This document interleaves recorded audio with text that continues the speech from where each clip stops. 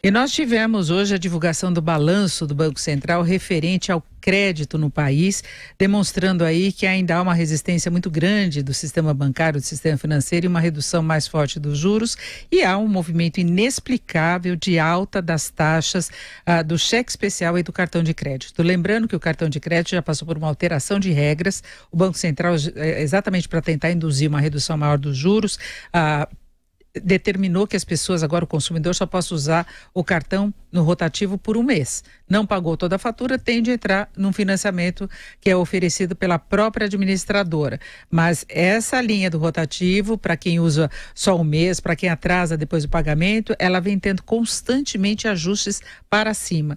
E no caso do cheque especial, que também é outro grande problema em relação ao nível dos juros, o Banco Central acertou com a própria Federação dos Bancos a alternativa também de um financiamento. Então, a partir do mês de junho, quem fica muito tempo no cheque especial vai poder recorrer a um financiamento que será oferecido pelo banco.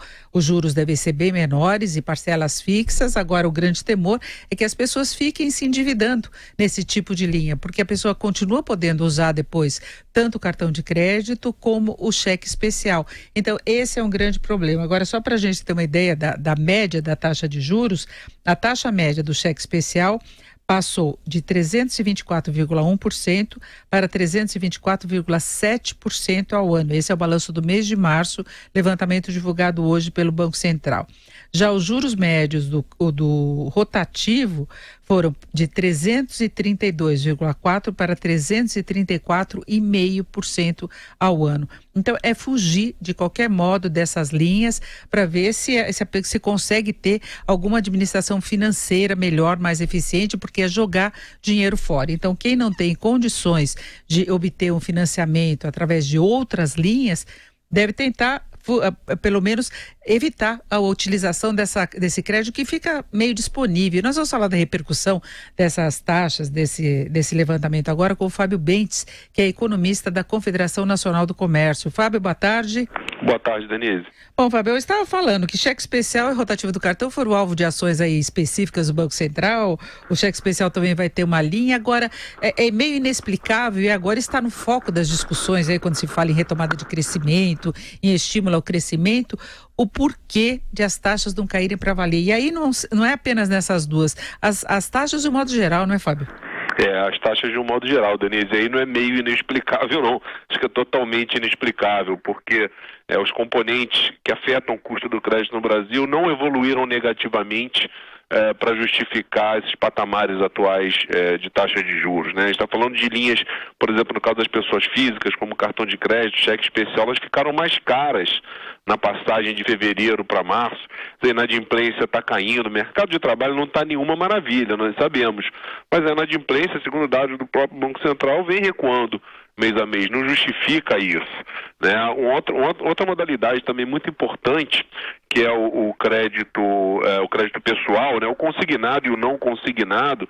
Quando a gente compara, Denise, a situação atual em termos de taxa de juros com a situação de um ano atrás, praticamente não mudou nada, nem parece que a Selic caiu de 2 dígitos para 6,5, como agora. Então, realmente, é muito difícil explicar essa situação do comportamento da taxa de juros. Isso, naturalmente, causa preocupações, tanto do ponto de vista do consumo, quanto do ponto de vista dos investimentos. Houve até uma redução do spread bancário, que é a diferença entre o que os bancos pagam e o que eles cobram, mas isso é por causa de uma média de evolução aí das taxas, então algumas tiveram redução, como é o caso do crédito imobiliário, então distorce um pouco. Agora, o fato é que a gente ainda tem juros absurdamente altos e eu queria acrescentar aí outras medidas tomadas pelo Banco Central. Já houve a liberação de recursos do compulsório, então é menos dinheiro que os bancos têm que deixar parado lá no Banco Central, duplicata eletrônica, que eles mesmos acreditaram que fosse uma coisa positiva, se discute, aliás, agora o cadastro positivo também, mas você sabe ao certo se isso vai ter efeito? O efeito foi limitado. Se a gente pegar medidas antigas também, como aquela tentativa de tentar desestimular a alavancagem do endividamento das famílias através do cartão de crédito, quer dizer, as taxas de juros caíram, mas caíram muito menos do que a taxa básica de juros. Então os spreads, eles praticamente não recuaram nesse intervalo de um ano, né? Se a gente for considerar a Selic lá, quando a Selic começou a cair, né, Denise, em outubro de 2016, ela estava em 14,25, hoje ela está em 6,5. As taxas de juros, de um modo geral, para a pessoa física, caíram muito pouco, né? E para os investimentos, para as pessoas jurídicas também. Isso cria um problema que a gente, na verdade, um problema que a gente já vem carregando há algum tempo, que é essa dificuldade em alavancar investimentos. Quer dizer, mesmo com o PIB crescendo um pouquinho, os investimentos têm crescido muito aquém do necessário, e até o consumo, que é o que vinha estimulando o crescimento do PIB, né, através do consumo das famílias, a ajuda tem sido cada vez menor. Aliás, os dados do próprio varejo nesse início de ano mostram isso. Há uma certa decepção com o desempenho do consumo no curtíssimo prazo, basicamente que as taxas de juros, ao contrário do que se esperava, ao invés de caírem de forma contundente, em alguns casos têm até aumentado. Você disse que não há nenhuma recuperação excepcional do mercado de trabalho, mas há essa recuperação. Ao mesmo tempo, a gente está com a taxa básica de juros no nível histórico de baixa e temos inflação baixa. Então, pela média, se deveria ter um desempenho muito melhor da economia. Se deveria. Na realidade, a gente aposta e continua apostando que se há algum avanço do ponto de vista de consumo e investimento esse ano, isso deve se dar pela via do crédito. A inflação não tem mais para onde cair, praticamente. Ela só está baixa como está, porque o nível de atividade está fraco mesmo, né? A taxa básica de juros também é pouco provável que ela caia nos próximos meses. Já está uma perspectiva de leve alta no ano que vem, em 2019.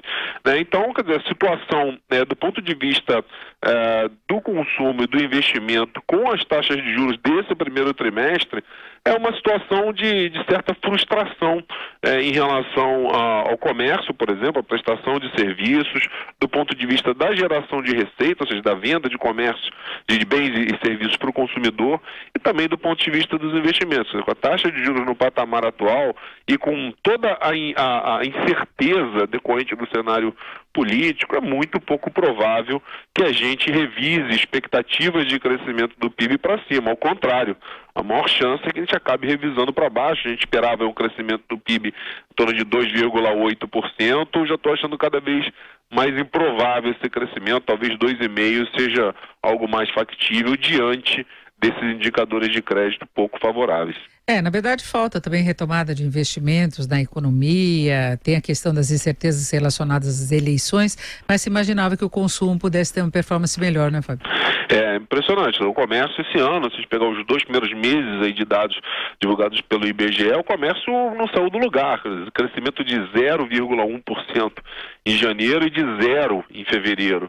Quer dizer, boa parte dessa inércia, vamos dizer assim, do comportamento do consumo no curto prazo, que era a aposta de resgate do nível de atividade econômica, boa parte dessa inércia é explicada seguramente pelo comportamento dos juros. Os outros condicionantes de consumo, de investimentos, continuam favoráveis. A inflação continua baixa, a taxa de juros baixa, até o dólar, apesar da alta das últimas semanas, se a gente comparar com o ano passado, não mudou significativamente de patamar. Então, com juros nesse patamar, vai ficar difícil realmente continuar apostando numa taxa de crescimento perto de 3%.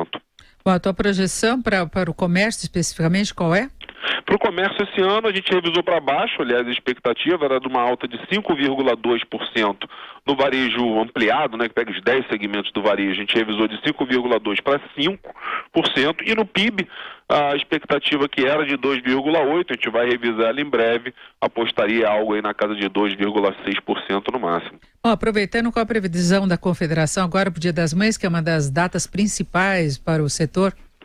A gente espera que o Dia das Mães, é bom lembrar que o varejo passou por uma crise danada em 2015 e 2016, as vendas que eram 9% no ano passado, no ano retrasado. No ano passado, em 2017, uma alta de 2,6%. Para 2018, é algo na casa de 4%. A gente aposta que o varejo deva crescer esse ano, no chamado Natal do primeiro semestre, cerca de 4% em relação ao ano passado. Poderia ser mais, inclusive se o crédito ajudasse. Afinal de contas, as lojas de imóveis e eletrodomésticos dependem em muito das condições de crédito. Ouvimos